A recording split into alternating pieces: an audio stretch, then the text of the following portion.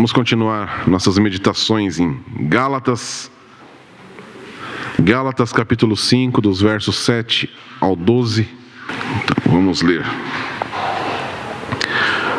Corrieis bem. Quem vos impediu de obedecer à verdade? Quem vos convenceu a agir assim não vem daquele que vos chama. Com um pouco de fermento, toda a massa fica fermentada. Quanto a vós, confio no Senhor, que não pensareis de outra forma, mas aquele que vos perturba, seja quem for, sofrerá condenação. Eu, porém, irmãos, se continuo pregando a circuncisão, por que ainda sou perseguido? Nesse caso, o escândalo da cruz estaria aniquilado. Quem dera se castrassem aqueles que vos estão perturbando. Vamos orar. Senhor nosso Pai querido, vamos meditar na Tua palavra e pedimos que o Teu Santo Espírito possa iluminar a nossa mente, o nosso coração. Fala com a gente nessa manhã. Nós oramos no nome santo de Jesus. Amém. Muito bem. Então, o título dessa mensagem é O Cristianismo Escandaliza. Mas vamos lá. Então, Paulo aqui, mais uma vez, e como é comum nas cartas de Paulo, eu acho que Paulo devia gostar de esportes, né? Porque ele sempre cita esportes nas suas cartas, nas suas metáforas. E mais uma vez, né, nesse verso 7 aí, ele começa, corrieis bem. Então, mais uma vez, ele vai trazer aí a metáfora da corrida.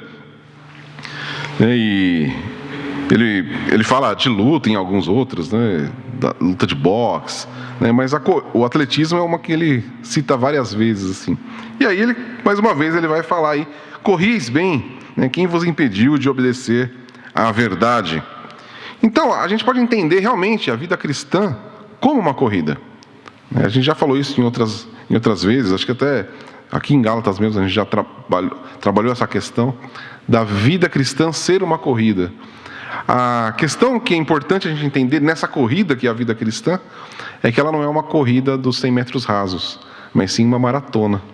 Não é um negócio que a gente dá uma disparada ali e já acabou. Não, é aquela que exige persistência, exige ali, né, é um caminho longo, não acaba rápido.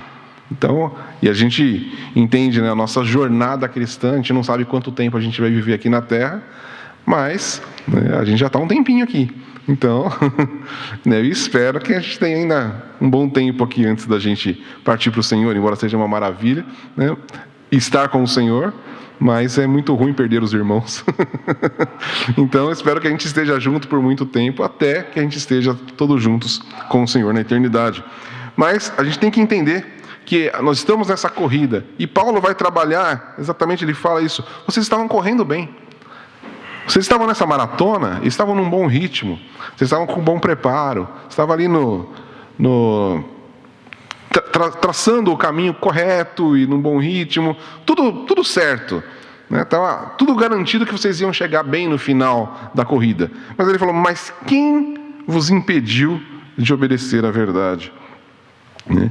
Então Paulo está falando, o fato é que vocês estavam correndo bem, mas acho que agora, diante dessa situação toda, talvez alguns sejam desqualificados. Vocês estão correndo o risco de serem desqualificados na corrida. E ele faz essa pergunta, quem vos impediu de obedecer à verdade? E esse termo impediu é um termo também que era usado nas corridas.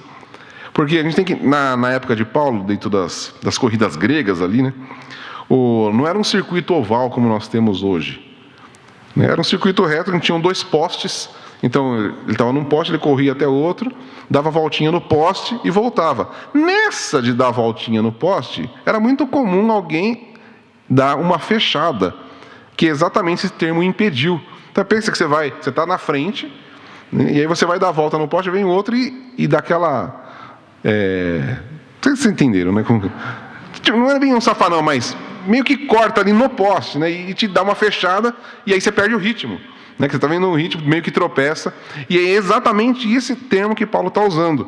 Então, Paulo está falando, quem vos impediu, quem deu essa fechada em vocês, ou seja, agiu de forma desonesta na corrida de vocês, só que está fazendo vocês perderem o ritmo. Vocês estão deixando, né, que essa fechada faça vocês perderem o ritmo e possivelmente ser eliminado na corrida. né? Então, essa é a preocupação de Paulo, né, que ele vem tratando aqui. Então, se vocês deixarem eles fecharem trazer esse impedimento na corrida de vocês, vocês vão ser eliminados da corrida. E isso é o que Paulo não quer, né? E é interessante, porque aí ele traz essa questão do impedimento, mas ele faz: quem vos impediu de obedecer à verdade? Então ele já vai trazer aqui uma questão para o próprio Evangelho, porque quando ele fala sobre a verdade, e lá no capítulo 2, ele já tinha falado que a verdade aqui é a verdade do Evangelho. Então, ele já tinha falado sobre obedecer a verdade do Evangelho. Então, é um assunto que Paulo já vem tratando desde o início da carta. Então, ele fala: quem vos impediu de obedecer a verdade do Evangelho? Então, quem vos impediu de agora crer no real Evangelho? De obedecer o real Evangelho, né? Que é a verdade da boa nova da salvação, da crucificação e da ressurreição de Jesus Cristo, né? E o que é interessante é que ele fala sobre a verdade do Evangelho, mas ele fala sobre essa verdade ser obedecida, tá? Porque correr essa corrida não significa só conhecer a verdade, mas obedecer a verdade, viver na verdade, praticar a verdade. E uma coisa que já foi tratada na última exposição do texto aqui do capítulo 5, mas a gente tem que entender: diante de Deus, o nosso status diante de Deus, pela fé, ele está completamente resolvido. Basta crermos em Jesus Cristo. E o nosso status diante de Deus, de justificados, já está garantido, certo? Mas nós precisamos ser santificados. Isso é uma consequência do fato de sermos justificados. E é disso que Paulo está falando, sobre obedecer à verdade. Vocês foram justificados, mas agora vocês têm que caminhar na santificação do Evangelho, tá? Então, tratando-se de viver para Cristo, a gente tem que obedecer à verdade do Evangelho. Então, a gente pode entender que a maneira como nós nos comportamos, a nossa conduta aqui na Terra, ela não é separada da verdade a qual nós cremos, tá? Então, tem um vínculo inquebrável entre a integridade teológica e a vitalidade espiritual na vida, tá? E até tem uma frase do Stott que ele fala que o nosso credo, ele é expresso na nossa conduta, e a nossa conduta é derivada do nosso credo. Então são coisas inseparáveis. Nós não somos simplesmente o cristianismo não é só algo que sabemos, mas ele é algo que a gente faz, algo que a gente pratica, que a gente vive. E também não é só um sistema de crença e nem um sistema de regra, não é um código moral, mas é uma teologia que ganha vida. E quando a gente fala em teologia, é o conhecer de Deus, o conhecer sobre a verdade de Deus, que gera uma nova vida em nós, uma nova conduta. E Paulo está falando exatamente disso, sobre quem está impedindo vocês de agora de viver sob essa verdade, de crer na verdade e viver nela. Se vocês não viverem em obediência à verdade do Evangelho, vocês vão ser eliminados da corrida. Porque vocês já não estarão mais vocês vão cair numa contradição de vida, e isso não faz parte do Evangelho. O Evangelho é algo muito claro, muito certo. Não existe esse caminho esquisito que você pode andar no Evangelho, meio aqui, meio ali, né? Ou você obedece ao Evangelho, ou você não obedece ao Evangelho. É muito definitivo tudo no cristianismo, tá? E é isso que Paulo está falando. E aí ele vai falar ele pergunta, né? Ele faz essa pergunta no verso 8. Quem vos convenceu a agir, né? A agir assim não vem daquele que vos chama. Porque primeiro ele pergunta: quem vos impediu? Né? Parece que Paulo está perguntando quem é. Não, mas ele sabe quem é. Tanto é que ele responde nesse verso 8. Quem vos convenceu a agir assim não vem daquele que vos chama. Então primeiro Paulo vai mostrar a procedência desse impedimento. Vocês estão recebendo essa mensagem, esses ensinamentos, e quero deixar bem claro para vocês: não vem de Deus. Então, se não vem de Deus, não é coisa boa. É isso que Paulo está mostrando. Ele está mostrando a procedência, né? Quem vos convencer ao agir dessa maneira não procede de Deus. Então, todo esse ensinamento que vocês estão recebendo dos judaizantes, que é o nosso contexto aqui, não vem de Deus. E ele também no verso 9 vai falar o que isso causa. Com um pouco de fermento, toda a massa fica fermentada. Então ele mostra uma procedência e uma causa desse impedimento que os gálatas estão sofrendo. Então vamos lá. Em primeiro lugar, pensando nessa questão da procedência, Paulo vai deixar muito claro que o legalismo não procede de Deus, né? E aí, porque ele fala, não procede daquele que vos chamou, que é Deus. E no capítulo 1, a gente tinha visto lá que Paulo fala daquele que vos chamou pela graça de Cristo. Então Paulo está deixando bem claro, eu já falei para vocês, vocês foram chamados por Deus. E agora o que vocês estão recebendo não vem dele. Vocês receberam um chamado diretamente dele, pela graça. E agora vocês estão aceitando algo que não vem dele. Então, não tem como equilibrar as duas coisas, não tem como equalizar as duas coisas. Ou você obedece o chamamento pela graça do Senhor, ou você vai obedecer e viver debaixo de uma lei e de um legalismo que não procede de Deus. Percebe? Paulo está colocando como dois caminhos. É uma bifurcação ali. Não tem como você andar nas duas ao mesmo tempo. Ou você está em um, ou você está outro. Ou você foi chamado por Deus, ou você está seguindo o legalismo que não procede de Deus. Ou você anda na graça, ou você anda debaixo da lei. É o que a gente tem visto aqui desde o início, né? E aí, vocês foram chamados pela graça. E nós, né, porque eles sempre têm que trazer, não é só para os gálatas essa mensagem é para nós. Nós somos chamados pela graça. O Senhor nos chama pela graça. E o que é a graça, que a gente já falou tanto aqui? É algo que a gente não merece. É o favor imerecido. É o dom do perdão de Deus através da obra perfeita de Jesus Cristo. Isso é o chamado da graça. Nós somos chamados a olhar para a cruz. A gente cantou aqui, né? Eu olho para a cruz e para a cruz eu vou. Esse é o nosso chamado. Olhar para a cruz. Tudo, né? E a gente cantou também, maravilhosa graça. As músicas tinham tudo a ver hoje, né? Com o nosso assunto aqui. Nós olhamos para a cruz, que é o nosso chamado, porque ali é a garantia do nosso perdão, ali é a garantia da nossa salvação. Se a gente olhar para outro lugar, é como essa pessoa que entrou na nossa frente na corrida e fez a gente tropeçar.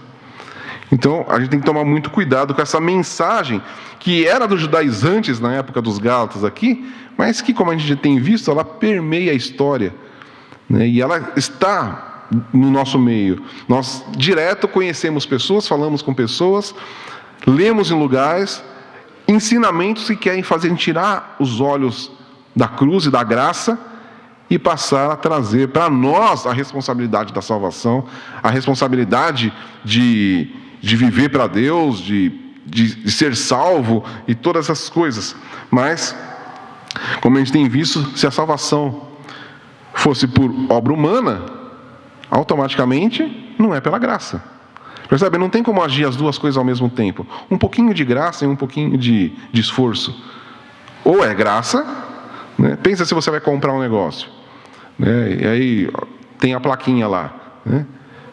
Tem computadores de graça. Aí você, estou precisando de um. Eu quero computador. Não, é de graça? É de graça. Então eu posso levar? Sim, você paga só uma taxa de R$5.000. Não, mas é de graça. É que você tem que pagar uma taxa, que é a taxa de não sei do que. Você já viu isso daí, né? Você ganhou um curso de não sei o que, totalmente grátis, bolsa 100%. Você só paga o material. É o valor do curso. Então é mais ou menos a mesma ideia. Não, a salvação é de graça, mas você tem que cumprir isso, senão você não é salvo. Faz sentido? Percebe que não faz? Né? A gente não gosta de ser... Se alguém falasse isso do computador que eu falei, é de graça, mas você vai ter que pagar uma taxinha de 5.000. Você vai falar, isso é um absurdo, você está querendo me enganar. Aí, com o evangelho, alguém chega e fala para a gente, né, vocês foram salvos pela graça, mas vocês têm que cumprir isso e isso. Fala, tá bom. Por que em uma coisa a gente automaticamente percebe que tem um engano ali, e quando se trata da vida cristã, a gente não percebe o engano muitas vezes. A gente vai, é verdade, eu preciso fazer isso, preciso fazer aquilo, senão eu perco a salvação.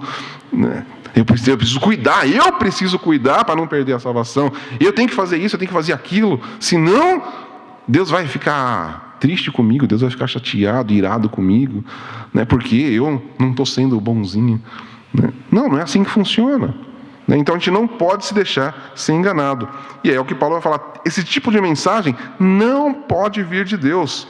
Porque Deus sempre chama os pecadores pela graça. Então, como eu estou falando, essa mensagem do legalismo, ela é uma mentira.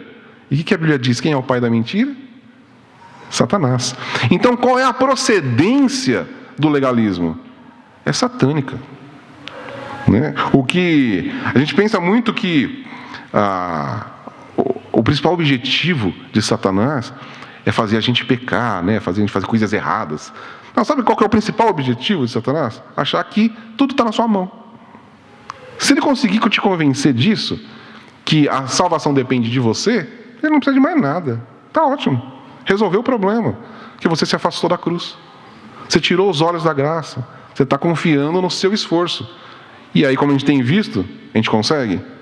Não. A gente consegue cumprir a lei? Não. Então, ele não precisa tentar a gente ao erro. Ele só basta fazer a gente tirar os olhos da cruz. Pronto, a gente se perde sozinho.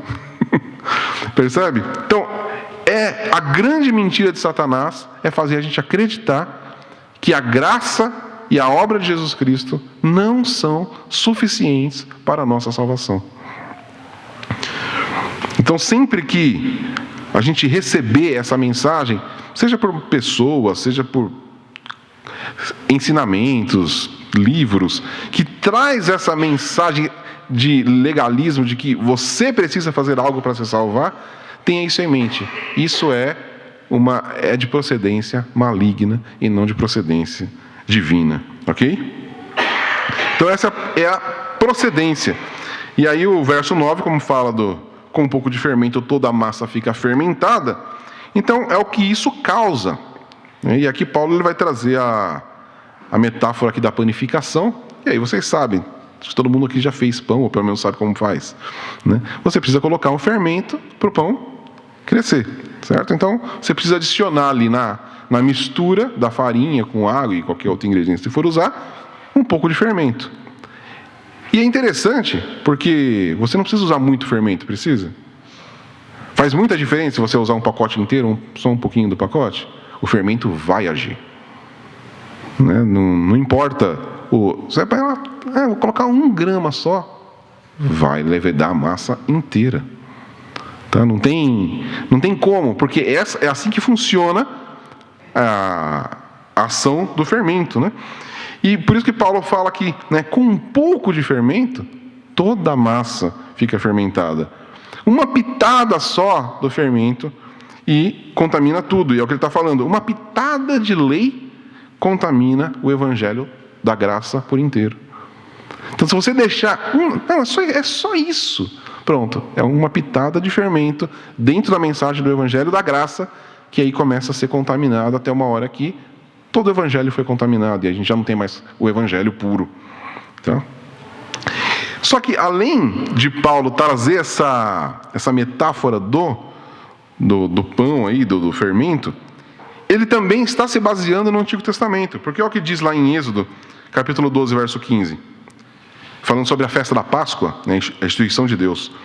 Comerei pães sem fermento durante 7 dias. Logo no primeiro dia, tirareis o fermento das vossas casas, pois quem comer pão fermentado entre o primeiro e o 7º dia será exterminado de Israel. Tá? Então, percebe? Tudo que Paulo fala aqui, ele sempre vai trazer uma referência do Antigo Testamento. Por quê? Porque ele está falando contra os judaizantes. E aí, a gente tem que entender, no caso aqui dessa instituição de Deus da Páscoa, o que o fermento simbolizava? Vocês lembram? O pecado. Então, o que Deus estava querendo falar aqui, vocês têm que eliminar o pecado da vida de vocês. Por quê? Porque um pedacinho de pecado contamina a sua vida inteira. É isso que Deus estava ensinando para o povo de Israel. Então vocês têm que viver uma vida eliminando o pecado da sua vida. E então Paulo, ele vai trazer agora esse ensinamento aqui do Antigo Testamento, né, e vai misturar com essa ideia do que ele está falando do Evangelho da Graça. Então, quando ele menciona essa levedura, esse fermento para os Gálatas, ele estava pensando no ensinamento dos judaizantes. E o fermento deles consistia em quê? Em adicionar obras à fé. Ele falou, mas aí ele mudou completamente, né, o foco. Não, porque o que é o pecado? Eu acabei de falar que olha, a principal tentação de Satanás a nós não é fazer a gente errar, é fazer a gente tirar os olhos de Cristo. Então, e se a gente tira os olhos de Cristo, tudo que a gente faz é pecado. Tudo que a gente faz que não seja para a glória de Deus é pecado. Então Paulo não está, ele trouxe aqui e mudou a história. Lá no Antigo Testamento falava de pecado e agora ele está falando da lei. Não, ele está mostrando a mesma coisa. Porque o que é o pecado? O pecado é a gente viver totalmente independente de Deus. Ele fala, eu cuido da minha vida. Não foi o que Adão e Eva fizeram? Deus falou, mas ele talvez não saiba o que é melhor para mim. Eu sei. E comeram do fruto. E o que é a nossa vida de pecado? Deus falou assim, mas se eu fizer assim vai ser melhor. Percebe? Sempre o pecado é o quê? É eu querer ser independente de Deus. É eu querer tomar as rédeas da minha vida. Eu querer ter o controle da minha vida. E porque, como é bem comum, eu sou o Senhor do meu destino. Os coaching gostam de ensinar isso. Você é o Senhor do seu destino. Você é que cuida da sua vida. Se você não fizer, ninguém faz por você. E a mensagem do Evangelho é: o Senhor fez por você. Você não tem que fazer nada. Receba de graça. Essa é a mensagem do Evangelho. Então, toda vez que a gente pega para nós a responsabilidade da salvação, falando, não está na minha mão ser salvo ou não, eu estou pecando, porque eu estou anulando a graça de Jesus Cristo. Como Paulo já falou antes aqui, se vocês fizerem isso, vocês estão simplesmente anulando a cruz de Cristo. A crucificação de Cristo não serviu para nada. Se eu acho que o que eu faço é o que causa a minha salvação, para que Cristo morreu na cruz? Então eu estou ofendendo o sacrifício de Jesus Cristo, e isso é pecado. Então, se você deixar um negocinho desse entrar na mensagem do Evangelho, você vai contaminar todo o Evangelho, vai estragar todo o Evangelho. Isso nos diz também sobre os erros teológicos. Uma pequena heresia que entra na igreja, como essa dos judaizantes, ela vai se espalhar por todos os ensinamentos da igreja. Então, é importante entender que cada doutrina da nossa fé, ela é conectada com as outras. Elas não são pontos separados. Então, se você deixar uma ser contaminada, ela vai bagunçar a outra. Porque ela vai permear por todas as doutrinas. Não tem como você criar uma coisa isolada, porque as verdades do Evangelho não são assim. Não são pilares completamente individuais. São coisas que se entrelaçam. Então, se a gente deixar uma coisinha errada, então a gente vai bagunçar toda ela. E, por exemplo, quando a gente recebe e tem contato às vezes com uma falsa doutrina, à primeira vista ela às vezes não parece que é muito errada. A gente pode falar, por exemplo, justificados pela fé, ou justificados somente pela fé. Você pode falar, tanto faz, é a mesma coisa. É a mesma coisa? Não. Porque justificados pela fé, você pode ser justificado pela fé e mais alguma coisa. O que impede de ser justificado pela fé, mas também, é o que os judaizantes estavam fazendo. Não, claro, vocês são justificados pela fé, mas vocês têm que se circuncidar. Então, eles não estavam anulando a frase, a doutrina, somos justificados pela fé. Eles falaram isso em algum momento? Não, esse não é o ponto. Falaram, não, vocês estão certos, nós somos justificados pela fé, mas se vocês não se circuncidar, vocês não são salvos. E aí é o que Paulo está falando, é só pela fé. Então, quando a gente declara justificado somente pela fé, agora a gente fechou num ponto e não tem abertura, percebe? Se é somente pela fé, não cabe mais nada. Tá? E aí a gente pode também, eu já ouvi gente falando isso. Que diferença faz se Jesus é o caminho ou um caminho? Opa, total. Porque é o caminho ou um caminho. Se Jesus é um caminho, existem outros. Se Jesus é o caminho, só existe Ele. Então, percebe? É uma palavrinha na língua portuguesa, né? Mas que muda todo o sentido. E às vezes, tanto faz. Né? Fica com coisa, né? Com implicância, com detalhes. Só que, né, a questão está nos detalhes. Uma palavrinha, um negocinho que a gente deixa entrar, já vai bagunçar toda a nossa fé, todo o alicerce da nossa fé. E a gente pode se perder. É esse impedimento que Paulo está falando. Quem vos impediu de obedecer à verdade? Porque vocês estão deixando um negocinho entrar que parece inofensivo, mas não é. Vai bagunçar toda a sua vida cristã e vai fazer vocês serem eliminados da corrida. Então isso faz toda a diferença no mundo, né? E aí, voltando, pensando nos Gálatas aqui, que é o grande ponto, né? A circuncisão podia parecer, o que tem de mais? Deixa circuncidar, não vai fazer diferença nenhuma. A gente não poderia pensar dessa maneira? Nossa, mas que coisa, Paulo também, né? Podia, deixa os caras lá, né? Elimina a confusão, né? Para que criar esse atrito com os judaizantes? Nos nossos dias, que é tudo na paz, né? Vamos viver em harmonia, né? Pô, Paulo, você tá pegando pesado com os caras, ele só deixa circuncidar, não tem problema nenhum. Né? E pensando até na própria vida de Paulo, que os próprios judaizantes falavam que Paulo era a favor da circuncisão. E se a gente pensar, a gente pode até se deixar enganar também, porque quando falaram sobre Timóteo, e Paulo falou para Timóteo ser circuncidado, vocês lembram disso? Aí falou, tá vendo? Então Paulo está se contradizendo. Aqui ele fala para não se circuncidar, mas ele manda Timóteo se circuncidar. Então Paulo está confuso? Não, a questão é que com Timóteo não tinha nada a ver com a salvação. O fato de circuncidar Timóteo era por quê? Para ele pregar para os judeus. Para ele ser recebido pelos judeus. Se ele não fosse circuncidado, ele não poderia entrar na sinagoga. Como que ele ia pregar? Percebe a diferença? Então, Paulo não estava falando para Timóteo que ele precisava ser circuncidado por causa da salvação, mas ele foi circuncidado por causa de uma missão que ele tinha de pregar para os judeus. Né? Percebe? Então a gente tem que pensar. O problema de Paulo não era a circuncisão em si, mas era o motivo da circuncisão. Que aquele judeu estava falando que a salvação estava presente ali. Que os gálatas precisavam ser circuncidados, senão não seriam salvos. E aí Paulo não pode deixar isso entrar. Porque se eu deixar isso entrar, aí acabou, vocês vão perder o evangelho da graça. Porque isso significava então que agora a salvação estava nas obras. Isso significava que a morte de Jesus Cristo foi insuficiente, que é o que eu falei há pouco aqui. Mas aí, diante disso, Paulo afirma aqui no verso 10: quanto a vós, confio no Senhor, que não pensareis de outra forma.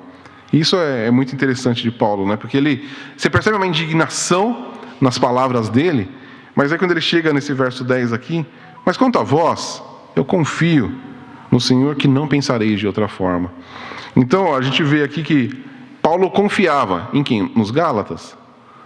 Não, confio no Senhor, que Ele não vai deixar vocês se perderem. Eu confio no Senhor, que pelo Espírito Santo, vocês não vão deixar essa mensagem dos judaizantes contaminar o evangelho de vocês. Paulo deposita toda a sua esperança no Senhor, porque no final das contas, quem faz toda a obra é o Senhor. Até a nossa permanência no real evangelho não é obra nossa. Porque eu fiquei firme. Não, é o Senhor. Então, nós temos que... Porque a gente acaba tendo essa tendência. Percebe como a gente sempre puxa para nós, né? Quando, eu não me contamino com... Não deixo o evangelho ser contaminado, não. Eu preservo a doutrina. Não, é sempre o Senhor. Não é a gente. Né? Se a gente, né, tem aqui... E para nós é um privilégio estarmos, né, numa comunidade cristã que a gente busca preservar o evangelho genuíno, é obra do Senhor aqui. Graças a Deus por isso. Não é porque a gente é super legal. Não, é o Senhor. O Senhor que fica, instigando a gente, cutucando, para a gente não se perder. É Ele que fica apertando. Não, aqui, ó, corrige aqui, corrige aqui. A gente percebe que é sempre o Senhor, mantendo fazendo a baliza para que a gente não saia nem para lá nem para cá. É sempre uma obra do Senhor. Não é a gente que é super legal, que preserva o Evangelho. Então a confiança de Paulo era no Senhor.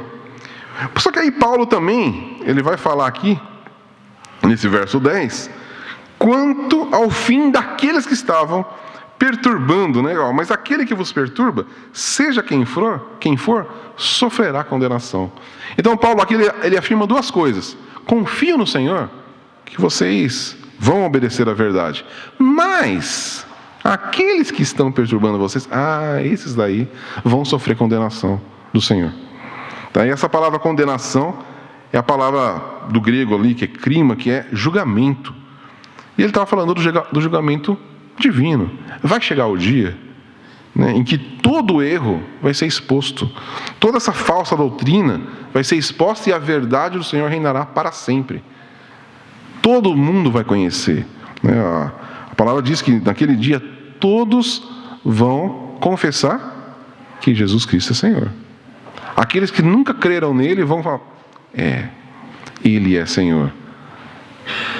Então, a verdade vai ser exposta e todo erro vai cair. E aí Paulo está pensando já nesse dia. Confio que o Senhor vai sustentar vocês. Mas aqueles que estão tentando tirar vocês do verdadeiro Evangelho, esses daí vão sofrer condenação. O julgamento vai cair sobre eles. E aí Paulo ainda, no verso 12, ele ainda piora um pouquinho a situação. Quem dera se castrassem aqueles que vos estão perturbando. Então, um comentário um pouquinho forte de Paulo, não é? Isso mostra como ele estava realmente inquieto, indignado com essa situação que estava acontecendo com os Gálatas. E até um comentarista disse que essa é a expressão mais brutal e rude de todos os escritos de Paulo. E é interessante a gente pensar no nosso mundo hoje, que é tudo cheio dos mimimis, porque não pode falar assim. Pensa, Paulo falando isso aqui hoje. Que mesmo é que castrasse, por que não castra de uma vez esses que estão tentando perturbar vocês? Fala, nossa, mas Paulo não pode falar assim, Ele está ofendendo. Porque se já era rude na época de Paulo, pensa na nossa época. Agora, o que a gente tem que pensar, porque Paulo queria mutilar aquelas pessoas. Não, Paulo não está falando literalmente aqui, mas Paulo está se referindo no sentido espiritual. E aí, cabe ali a gente entender o contexto de tudo isso. A primeira coisa que é bom a gente entender é que na época ali de Paulo, no primeiro século, muitas das religiões pagãs, elas exigiam a castração ritualística. Tá? Então, na própria região do norte da Galácia ali, existiam os adoradores de Cibele, da deusa Cibele, os sacerdotes lá, e todo ano existia um ritual onde os homens lá iam para se tornar os eunucos, ou seja, para serem castrados. Então era muito comum para os Gálatas aquela situação. Então não é uma coisa estranha que Paulo está falando aqui. Paulo está trazendo à mente dos Gálatas. Sabe, vocês não conhecem ali, pessoal aí da sua região, que costuma castrar em rituais, cerimônias religiosas? Então, é disso que Paulo está falando. Talvez ele tenha, a gente pode entender alguma coisa assim. Tá vendo? Se você quer, então, insiste em ser circuncidado, está tentando ser salvo por um ritual, então você está se tornando um pagão. Está fazendo igualzinho os adoradores de Cibele, de qualquer outro deus aí que tem na sua região. Se você acha que a circuncisão vai te salvar, então você se tornou um pagão, você não é mais cristão. É isso que Paulo está falando. Agora tem uma outra interpretação que a gente pode trazer também, porque aqui a gente pensando nos Gálatas. Mas Paulo estava falando que quem deveria ser castrado? Os judaizantes, que eram judeus. Então, talvez Paulo tivesse mais uma vez trazendo algo do Antigo Testamento, né? Porque, de acordo com a lei do Senhor, não era permitido que os eunucos entrassem no templo. Olha o que diz Deuteronômio 23:1. Aquele que tiver os testículos esmagados ou o membro viril cortado, não entrará na Assembleia do Senhor. Então é meio sério o negócio aqui, né? Então, quando ele sugeriu que os agitadores judaizantes se castrassem, implica que eles devem ser excluídos da igreja. É isso que Paulo está falando. Paulo não está falando de uma ação física. Está falando, tá, vocês querem então ser circuncidados? Então, que vocês sejam castrados de vez. Ou seja, excluídos da igreja. Vocês não pertencem à igreja, porque vocês são pagãos. Então, Paulo está falando uma coisa muito mais séria do que só uma mutilação do corpo. Paulo está falando, vocês não pertencem à igreja. Vocês não são do nosso povo. Por quê? Porque vocês não creem na graça. Vocês não têm a fé em Cristo. Ou seja, devem ser excluídos da igreja. Então é bem sério o que Paulo está falando aqui, né? Então a gente percebe que, se parece rude o que ele falou, é muito mais. Porque ele está falando, vocês têm que ser expulsos da igreja. Pensa, né, nos dias de hoje, expulsar alguém da igreja, que falta de amor, né, que falta de carinho, né? Não! Se alguém está pregando um evangelho contrário ao que as Escrituras falam, Paulo mesmo fala, é anátema, é maldito, e tem que ser expulso. A gente falou disso da última vez, a gente tem que expulsar a falsa teologia da igreja, a gente tem que expulsar o falso ensinamento da igreja. Por quê? Porque uma pitada de fermento fermenta toda a massa. A gente não, é só um negocinho, não tem problema, né? Deixa ele falar isso, não vai mudar nada. Vai mudar, porque aquilo lá começa, né? Todas as heresias que entraram na igreja, elas foram assim. Você acha que elas entraram de uma vez, um negócio gigantesco? Não, é um negocinho, cara. Não, peraí, mas esse texto, não, eu acho que não foi isso que Jesus quis dizer. Eu acho que Jesus quis dizer isso. E aí deixaram. E aí vai indo, né? Acabou. É outra coisa. Muitas das religiões que tem aí, que parecem que tem alguma coisa a ver com o evangelho, mas não tem. Por quê? Porque alguém teve uma grande ideia, geralmente foi um anjo que trouxe uma nova revelação, né? Ou o cara foi, levado para o céu e trouxe uma nova revelação, né? Tem um monte dessas religiões que surgiram aí no decorrer dos anos, né? Há uns séculos atrás aí, e vem surgindo, né? Que é pessoas que, não, porque eu tive uma nova revelação do evangelho. E aí mudou o evangelho. E aí se torna mais uma religião pagã, não é cristianismo. Então, então a gente tem aí várias religiões que falam, não, porque Jesus, então, né? Mas sabe como é? Jesus não é Deus. Opa! Jesus não é Deus? Se Jesus não é Deus, não é mais cristianismo. Ontem na nossa aula de teologia a gente falou bastante disso, né? Pequenos detalhes que, não, eu creio em Jesus. Jesus foi um grande homem. Não, foi um grande homem, um grande mestre, poxa. Mas, não é Deus, né? Então, acabou o evangelho, porque se Jesus não é Deus, cadê a nossa salvação? Ele não pode nos salvar, certo? Como no decorrer da história, a gente já viu isso, né? Não, Jesus é Deus, mas ele nunca foi homem. Bom, se ele nunca foi homem, ele nunca pagou o preço no meu lugar. Porque tinha que ser um homem para pagar o preço. Ou seja, mais uma vez anula a salvação. Percebe? É um detalhe, né? A gente sempre afirma, Jesus é homem e Deus ao mesmo tempo. Aí se alguém fala, não, eu acho que não. Aí a gente bonzinho, tudo bem, você pensa assim, não tem problema. Tem todo o problema. Porque se anula um negócio desse, anula todo o evangelho, percebe? Não é um detalhe, isso daí é só do assunto da cristologia ali, não muda nada a minha fé. Lógico que muda. Se a gente não acredita que Jesus é homem ou que Jesus é Deus, qualquer uma dessas duas situações, você perdeu a salvação. Porque a salvação não faz mais nenhum sentido, percebe? Então, isso aqui eu só dei um exemplo, mas isso vale para qualquer ponto da teologia.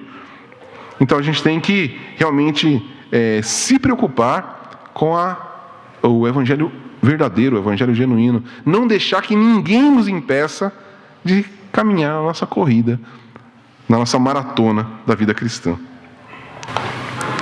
Agora, falando aqui dessa ofensa, que muita gente pode achar essa frase de Paulo muito ofensiva, e a gente já viu que ela é muito mais ofensiva ainda do que a gente pode imaginar. Agora, a gente como cristão, a gente pode ser ofensivo por muitas razões, certo? E aí é quando a gente vai entrar o tema da mensagem, que é o cristianismo escandaliza, né? Nós somos pecadores, certo?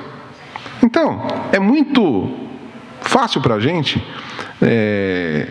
ofender alguém por razões diversas, porque nós somos pecadores. Então a gente às vezes perde a linha, fala coisa que não deve, né, se exalta. Isso pode acontecer? Pode. Mas o ponto real aqui é que mesmo que a gente nunca se exalte, o fato de ser um cristão, o fato de pregarmos o cristianismo, já é ofensivo para o mundo. E tanto eu quanto você, a gente já deve ter, em algum momento, ofendido alguém pela nossa própria conduta, pelas nossas próprias palavras. Mas, mesmo que a gente tome cuidado de não de não ofender ninguém com as nossas palavras, o cristianismo, por si só, ele é ofensivo. Tá? E a gente pode entender isso aqui pelo próprio Paulo, né? A gente pega todos os relatos aqui. Paulo foi preso, ele foi surrado, apedrejado. Paulo sofreu de tudo, né? Até a morte, né? Até que uma hora ele morreu mesmo, foi morto por causa do Evangelho. Por que ele sofreu tudo isso? Porque ele pregava o Evangelho genuíno. Ninguém bateu em Paulo, apedrejou Paulo, porque falou, você não gosta do seu jeito. Era esse o motivo pelo qual faziam alguma coisa contra Paulo? Não, mas era por causa da mensagem dele. Não, você vem pregando esse negócio aqui, você vai morrer. E todos os discípulos, todos os apóstolos, todos os relatos que a gente vê, tanto aqui no Novo Testamento, como na história da igreja, pessoas que morreram, que tem lá no primeiro século, né, os cristãos que morriam ali na arena, pelos leões, pelos gladiadores. E por quê? Porque eles eram pessoas ofensivas como pessoas? Não, porque eles criam em algo muito ofensivo, que é o Evangelho. E aí é o que Paulo fala aqui, né, quando ele está falando sobre essa questão da circuncisão, né, no verso 11. Eu, porém, irmão, se continuo pregando a circuncisão, por que eu ainda sou perseguido? Porque a mensagem da circuncisão não era ofensiva. O que é ofensivo? O Evangelho da graça. É isso que Paulo está falando. Se eu estivesse pregando a circuncisão, ninguém estava brigando comigo. Estava de boa. Ninguém brigava com os judeus porque eles falavam que as pessoas tinham que ser circuncidadas. Tudo bem. É uma prática de vocês. Mas Paulo vinha e falava do Evangelho da graça. Isso não pode. Isso é ofensivo. E é sempre assim, né? Você pega aí diversas religiões. Os caras podem fazer qualquer coisa que a gente pode até achar estranho. Matar bicho. É ofensivo? Não, é a crença deles. Pô, tem que entender. Aí a gente vem falar do Evangelho. Aí também não, né? Não, mas eu estou falando... né? Percebe como o Evangelho sempre ofende? Se a gente tivesse umas práticas esquisitas aqui, todo mundo ia falar, não, vamos deixar os caras aí, né? Pô, eles têm liberdade de culto. Mas aí a gente só fala daquilo que a gente crê. Não, aí você está sendo... Não dá para ser assim também não, né? Aí você está me ofendendo. Percebe como o cristianismo ofende? Não é o que a gente faz, mas é o próprio cristianismo que ofende. Né? Porque a cruz ofende. Né? É o que Paulo está falando aqui. Né? O que Paulo pregava? A cruz. Ele deixou isso muito claro, né? Aqui em Gálatas mesmo, quando a gente viu lá no capítulo 3. Ele falou que quando eu preguei, o que eu expus para vocês? Cristo crucificado. Foi isso que a gente viu lá no capítulo 3. Eu não preguei outra coisa. Eu preguei Cristo morto, crucificado e ressurreto. Essa é a mensagem do Evangelho. Eu não vim pregar outra coisa para vocês. Eu não preguei circuncisão, eu preguei Jesus, a cruz de Cristo, que é isso que isso que nos salva, né? E é uma clara oposição à circuncisão, como a gente tem visto, porque a circuncisão é uma obra humana e a obra é uma cruz, é uma obra de Deus. A cruz é uma obra totalmente de Jesus Cristo. Não tem intervenção nossa, não tem um papel nosso. É obra do próprio Senhor. Então, o objetivo aqui, como a gente tem visto da carta aos Gálatas, é mostrar que o cristianismo ele está contido na cruz. Percebe? É diferente a gente falar aquilo que eu falei, as palavras do português. O cristianismo, a cruz não pertence ao cristianismo. É o contrário. Todo o cristianismo está dentro da cruz. Tirou a cruz, não existe mais cristianismo.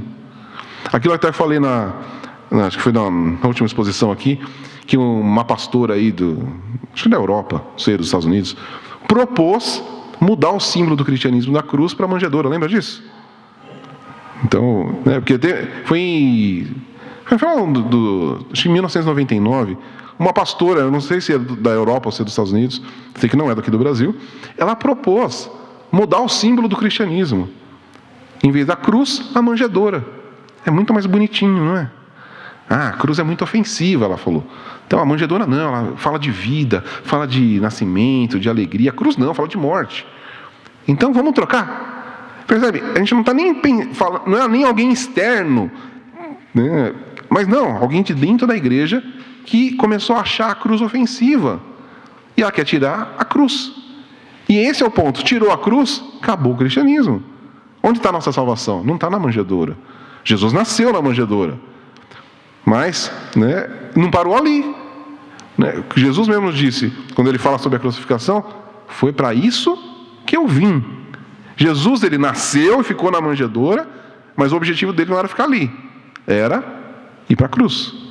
Então, pensa, Jesus ali na manjedoura, bebezinho, está consumado? Não. Quando ele falou está consumado? Lá na cruz. Teve que passar todo esse processo. Jesus teve que viver os seus anos aqui na terra em perfeição, cumprindo toda a lei, toda a justiça, para que lá na cruz ele falasse, está consumado. Então é a cruz o ponto. Tirou a cruz, acabou a salvação. A vinda de Cristo não faria sentido sem a cruz. Ele precisava morrer. Ele precisava morrer e ressuscitar para a nossa justificação. Sem a cruz, não existe cristianismo. A cruz não é uma doutrina do cristianismo. É o cristianismo. Sem cruz, não tem nada. Então, pregar a cruz é pregar a salvação somente em Cristo. É pregar que somente a morte sacrificial é suficiente para expiar os pecados. É pregar a salvação do valor infinito da obra de Cristo e não das nossas obras. Não temos conquistas nenhuma. Então, a gente tem que pensar, e é o ponto que a gente tem batido aqui sempre, e eu vou repetir mais uma vez, porque é o que a gente precisa ter sempre cravado na nossa mente, no nosso coração. A gente não pode fazer nada para consertar as coisas com Deus. Ele fez. Deus acertou as contas conosco lá na cruz do Calvário, através de Jesus Cristo. Não somos nós que acertamos as nossas contas com Deus. É Ele que acertou com a gente.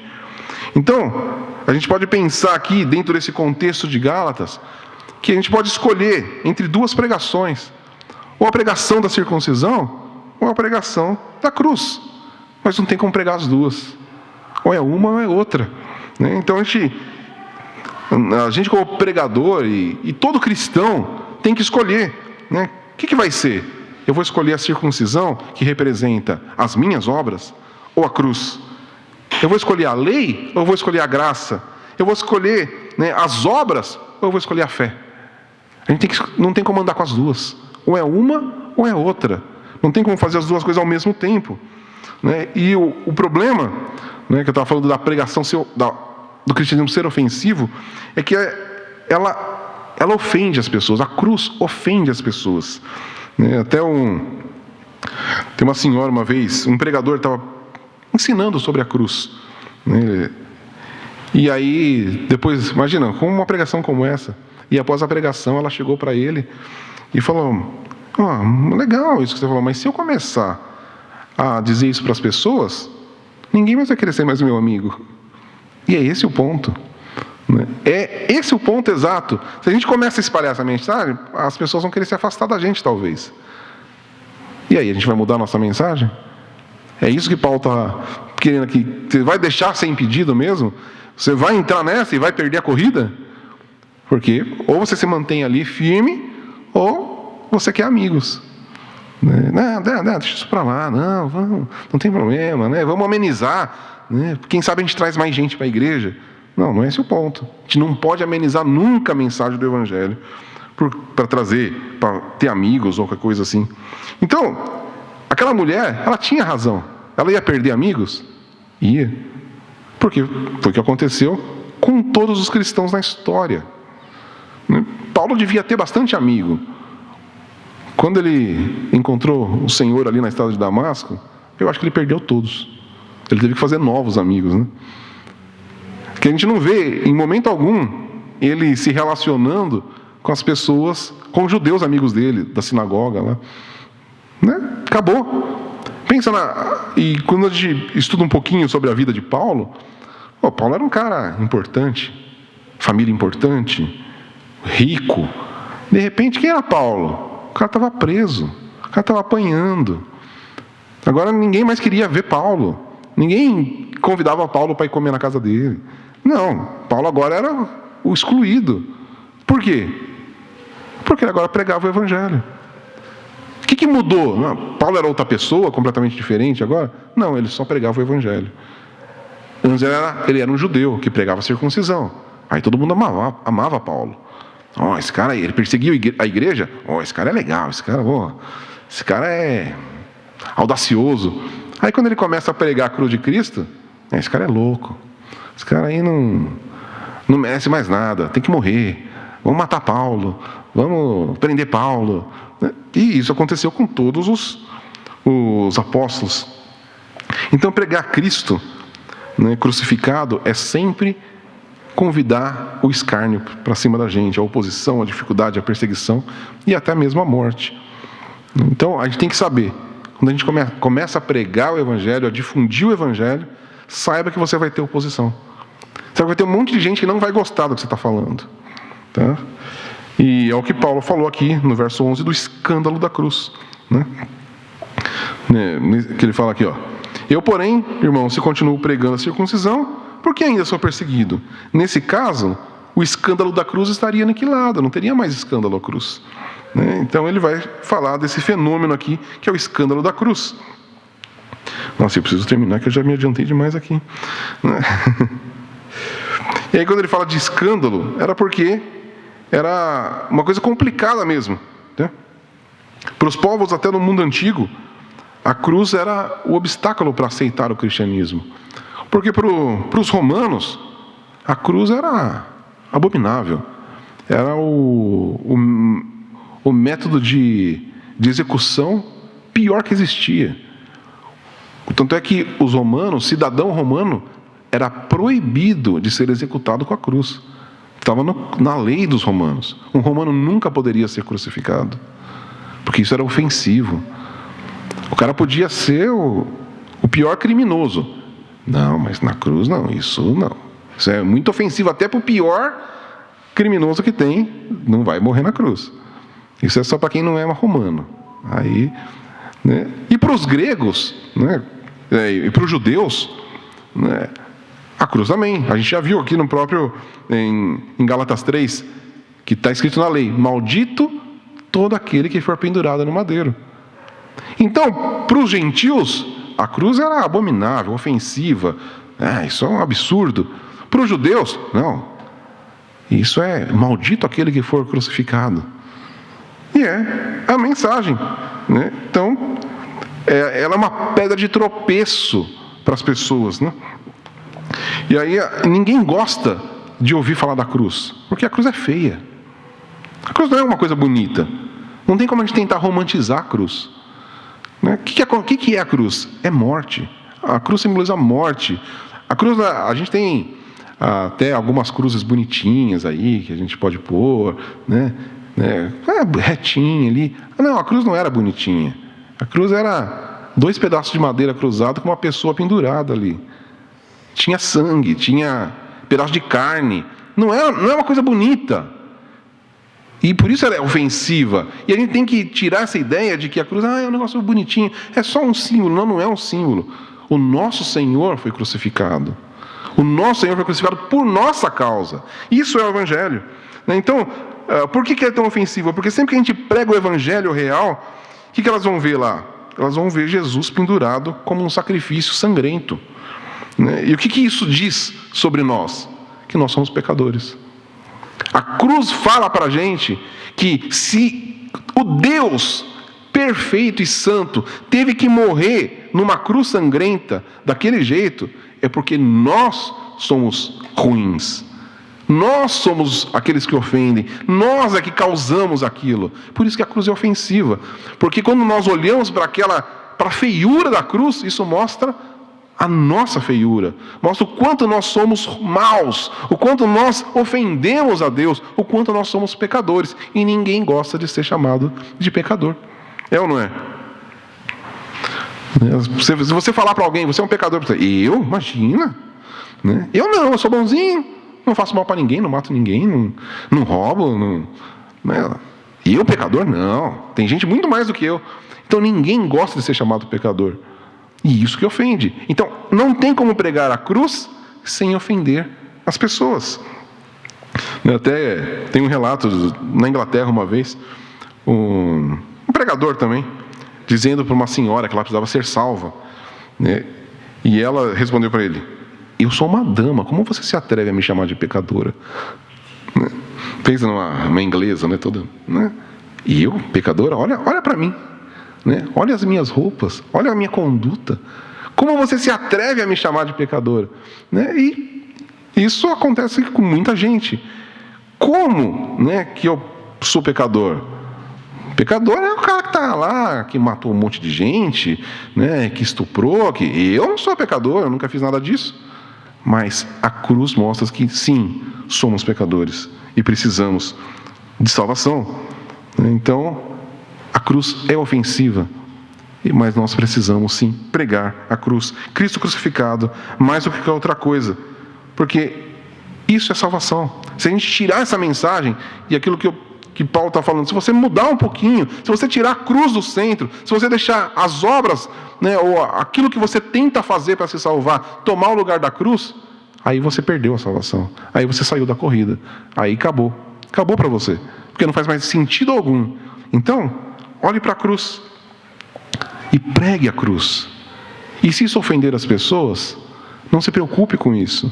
Porque nós temos que nos preocupar muito mais com a salvação delas do que com elas se sentirem ofendidas. Então, vamos sim, não vamos amenizar o Evangelho. Não vamos tentar maquiar, tentar deixar o Evangelho mais bonitinho, porque ele não é. Ele é a boa nova da salvação, mas ele sempre vem... A primeira impressão do Evangelho é sempre um negócio feio. Por quê? Porque ele sempre mostra o nosso podre, mostra a podridão do ser humano, para mostrar a graça do Senhor que cobre todo o pecado. Então, a mensagem do Evangelho, ela é ofensiva e ela é maravilhosa ao mesmo tempo. Só que a gente tem que aceitar, em primeiro lugar, que eu sou pecador. Eu sou podre.